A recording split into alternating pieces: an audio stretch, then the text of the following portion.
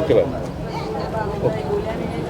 આજે હિંમતનગર મધ્યે રાષ્ટ્રવ્યાપી જે ગાય માતાનું સન્માન આહ્વાન અભિયાન જે ચાલે છે એ નિમિત્તે આજે નલિનકાંત ગાંધી હોલથી અહીં ગાય માતાને સાથે લઈને ગાય માતાનું સન્માન, ગાય માતાની સેવા અને ગાય માતાની સુરક્ષા માટે થઈ અને આજે પ્રાર્થના પત્ર આપવા માટે આવ્યા છીએ. આજે આ 7 તારીખે અહીં મામલતદાર કચેરી પ્રાર્થના પત્ર આપ્યો. બરાબર 3 મહિના પછી અગર સરકાર તરફથી અગર આમાં હકારાત્મક અભિગમ નહીં હોય તો જિલ્લા કક્ષાએ ફરીને આવું જ પ્રાર્થના પત્ર અપાશે.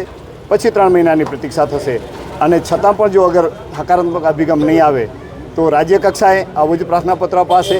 પાછા 3 મહિના પછી દેશ કક્ષાએ આવો પ્રાર્થના પત્ર આપવામાં આવશે અને આ ધીરે ધીરે ગાય માતાને એનું સન્માન મળે, ગાય માતાની સુરક્ષા થાય અને ગાય માતાનો સેવા થાય. આ 3 જ મુદ્દા લઈને આજે આ પ્રાર્થના પત્ર અપાયો છે.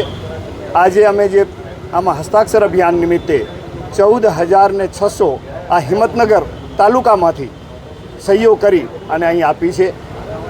લગભગ આજે 300 લોકો સાથે મળી અને અહીંયા પ્રાર્થના પત્ર આપ્યો છે. તો ગાય માતાની સુરક્ષા થશે એવો અમને પૂર્ણ વિશ્વાસ છે. ગૌ માતાની જય.